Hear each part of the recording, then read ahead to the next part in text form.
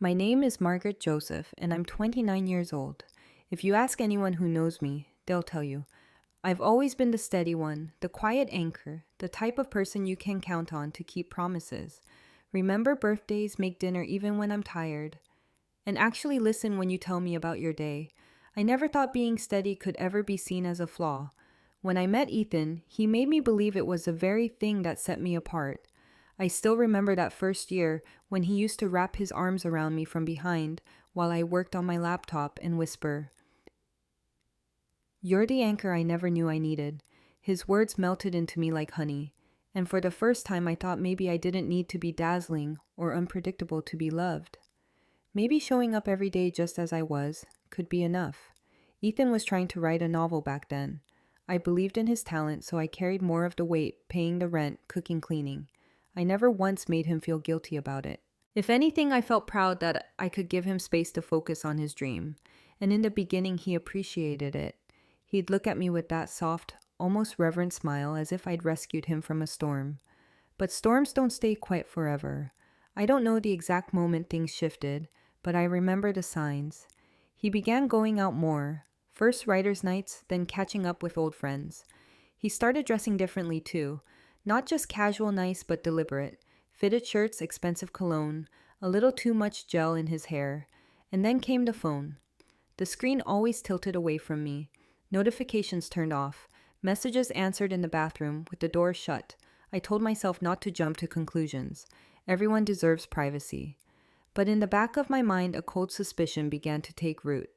One night I was walking past the living room and heard a woman's voice on speaker, not laughing politely, but the kind of laugh that curls around words intimate.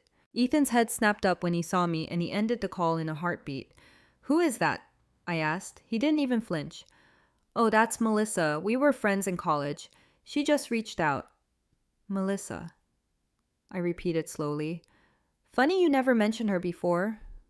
Ethan shrugged, forcing a smile that didn't reach his eyes. "It's not a big deal. She just gets me. You know, we went through similar stuff back then. It's good to reconnect." Something inside me clenched. Gets you. The words hung in the air like smoke. I wanted to say, haven't I been here every single day, listening, supporting, holding you together when you fell apart?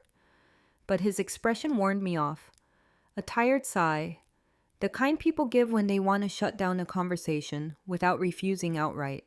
"Margaret, don't make this a thing. You're amazing, but sometimes I need to talk to people who've actually been through what I've been through. You've had a pretty stable life." Melissa listens without trying to fix me. That line lodged itself in my chest like a thorn. Not because I believed it, but because I realized I was suddenly being compared and found lacking. And in that moment, I felt something I hadn't felt since we first met, the tremor of being quietly replaced. A few weeks later, I tried to bridge the growing distance between us. One evening while we were making dinner, I asked gently, "Do you want to go visit my parents next weekend?" "They've been asking about you." Ethan's hand stilled over the chopping board.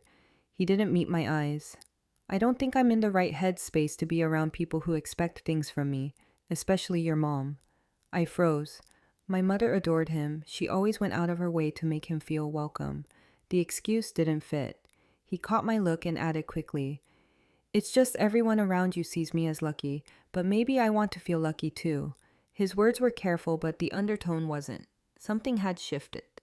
Something had shifted. The man who once said I was his anchor now made me feel like a weight tied around his ankle. Still, I pushed the unease aside. I wanted to believe it was just stress, just a phase. But the truth was waiting for me casual as a storm cloud. It happened on an ordinary Tuesday. I came home from grocery shopping bags, digging into my arms. I tossed him a pack of the protein bars he liked, smiling.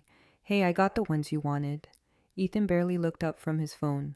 Then, without hesitation, he said, "Margaret, I didn't cheat. I just reconnected with someone who actually gets me."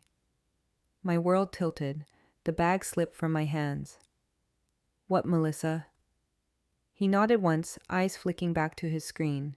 "We kissed, but it wasn't cheating. It was just closure." The word closure echoed in my ears like a cruel joke. I stared at him, trying to find the man I once knew. "Closure," I whispered. "You wouldn't understand," he said lightly. You've never had anything real and messy. You've always been steady safe. I needed to feel the chaos again, just to figure myself out. That word chaos. He said it like it was a prize, like stability was a prison he needed to escape. I didn't scream. I didn't beg. I didn't even ask how long it had been going on. I just nodded. Okay. His head jerked up, confusion flashing across his face. Okay. What does that mean? It means I said evenly go. Do what you need to do. Maybe he expected me to fight to cry, to give him the performance that would make his betrayal easier to justify. But I gave him nothing. That weekend, Ethan packed a bag and said he was going to Melissa's just to clear his head. He didn't know I had already made my own decision. While he was gone, I packed my things into 2 suitcases. I scrubbed the apartment until not a single trace of me remained. I left his keys on the coffee table right beside the candle he once bought me, last winter, now burned down to nothing but wax. And then I walked away without leaving a note, without leaving a goodbye. Because when someone can look you in the eye and rename betrayal as closure, you don't owe them a single word. The night Ethan came back to the apartment, I was already long gone. The drawers were empty, the closet hollow, my scent vanished from the sheets. At 7:42 p.m., my phone lit up. Ethan, Margaret, what the hell is this? Where are you? Why are your drawers emptied a minute later? Margaret, seriously, this is immature. I told you I needed space. This is a huge overreaction. 10 minutes passed. So you just leave while I'm gone like a coward. This is abandonment, that word abandonment. The same man who had kissed another woman who had justified betrayal as closure was now calling himself the abandoned one. I didn't answer. The messages kept coming over the next few days. Each one shifted tones like he was trying on new masks. Anger, accusation, pleading blame. This is cruel, Margaret. You knew I was vulnerable. You're throwing away everything we built. I never left you. You left me. I muted his number, but silence has a way of amplifying desperation. A week later, my phone buzzed with a name I didn't expect. Vanessa. She used to be Ethan's friend, never really mine. Hey, Margaret. I just wanted to say I get it now. I used to think you were too quiet, too passive. But I see what happened. Ethan's been a mess. Melissa dumped him after like 5 days. Said he was too much, too intense. 5 days. That was the lifespan of the soulmate connection he had risked everything for. I stared at Vanessa's message, a bitter laugh catching in my throat. The very traits Ethan had accused me of lacking. The storm, the chaos Melissa had rejected in him. Vanessa added one more line, not taking sides, but people are starting to see it. He romanticized dysfunction. You never had a chance. I didn't reply. I didn't want to be pulled into the gossip, but I couldn't stop the shiver of recognition. Ethan wasn't just unraveling. He was rewriting the story to make himself the victim. That night, against my better judgment, I checked his social media. The transformation was almost grotesque. The cheerful snapshots of us together were gone. In their place, black and white selfies, teary-eyed close-ups, cryptic quotes like, "You can't lose someone who was never really yours." The calm ones hurt you in silence. Safety isn't the same as love. The comments were turned off.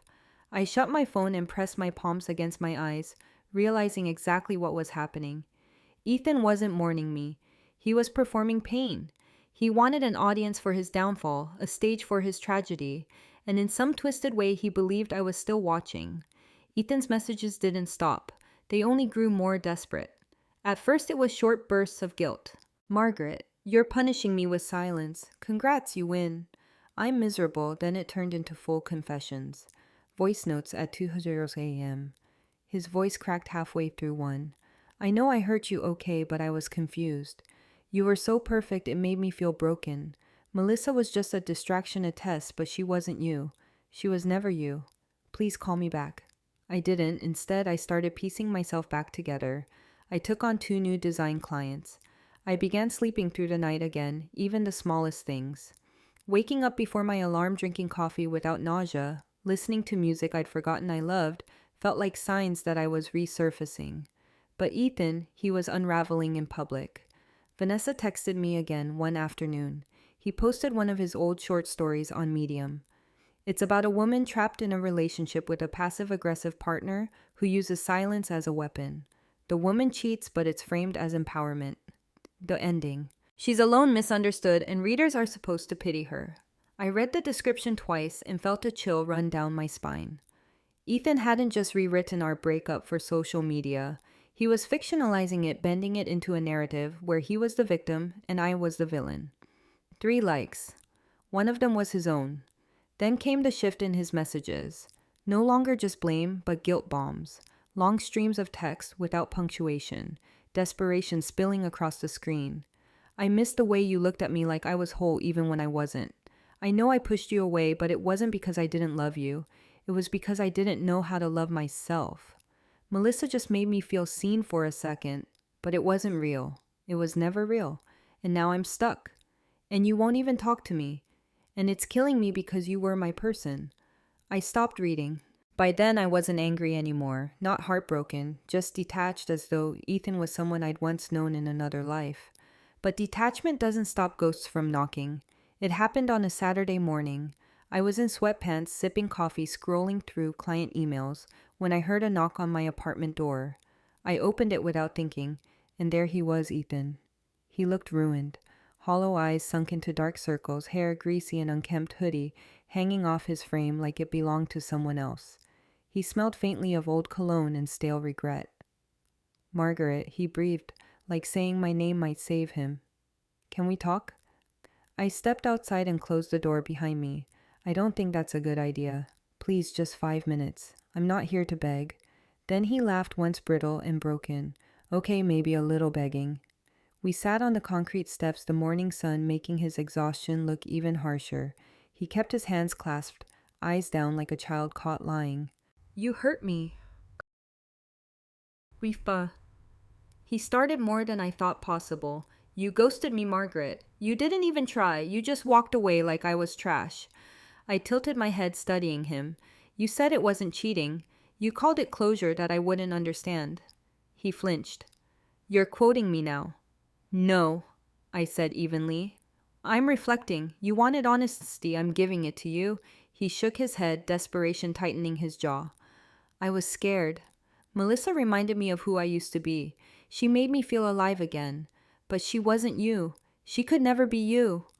I stared at him, feeling the strange clarity that comes after a storm. You didn't want to understand yourself. You just wanted to feel wanted by someone new.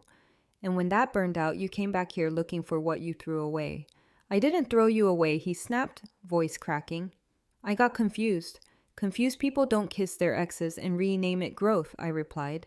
The silence that followed was heavier than any argument could have been. Finally, his voice broke into a whisper. We were good together.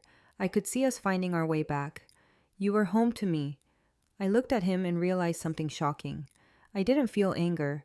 I didn't feel longing, not even sadness. I felt nothing. I stood brushing dust from my sweatpants. I'm not your home anymore, Ethan. I don't think I ever was.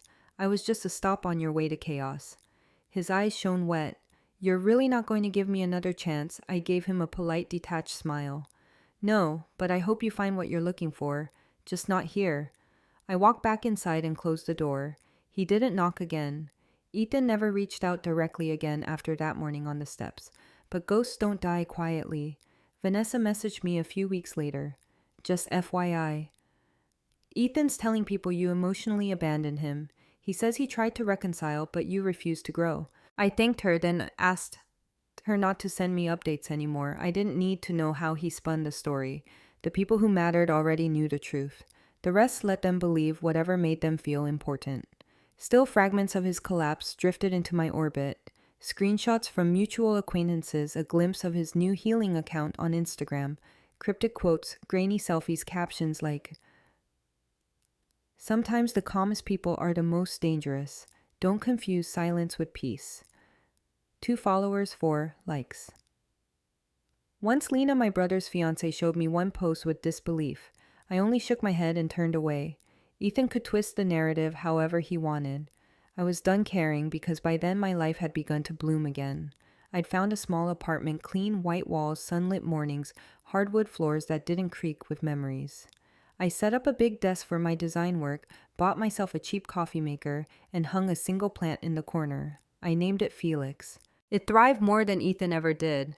For the first time in years, I felt free. And then life surprised me. I wasn't looking for anyone, but I met Lucas. No drama, no chaos, just a man who didn't need to be rescued from storms or chased into calm. He was steady in a way that didn't drain me because he wasn't fighting himself every second. With him, peace wasn't boring. It was effortless. We started simple. Coffee dates, bookstore walks, cooking dinner together on slow Sundays. He didn't romanticize dysfunction. He didn't need chaos to feel alive. One evening, months later, I found myself at a birthday party hosted by a mutual acquaintance. Vanessa was there along with a few of Ethan's old friends. "You look good," Vanessa said, hugging me. "Like actually good. Rested, calm, confident." I smirked. "I sleep better when I'm not being gaslit." The group laughed, but I noticed the way their shoulders relaxed as if they'd been waiting for someone to say it aloud. Then across the room I saw him. Ethan. He hadn't seen me yet. His hoodie sagged off his frame. His hair was unkempt. His eyes restless, unfocused. He held a drink but didn't sip. He drifted between conversations without ever belonging. Then his gaze lifted and landed on me. For a moment his face lit up like he thought I might smile. Wave offer him some sliver of recognition, some thread back to the story he once cast himself as hero in. But I didn't move. I didn't look away either. I just looked through him. And in that moment I realized something powerful. I wasn't angry. I wasn't sad. I wasn't even haunted anymore. He wasn't part of my story, not anymore. He blinked, faltered, and turned back to the bar. That was the last time I saw him. Now my life is quieter, smaller maybe, but it's better. Filled with sunlight design projects that excite me, and weekends where Lucas and I write in the same room without needing to fill the silence. Sometimes I think back to Ethan's words that day. I didn't cheat. I just reconnected with someone who actually gets me. It makes me laugh now because in the end I did reconnect. Not with him, not with Melissa, not with anyone else. I reconnected with myself, and that was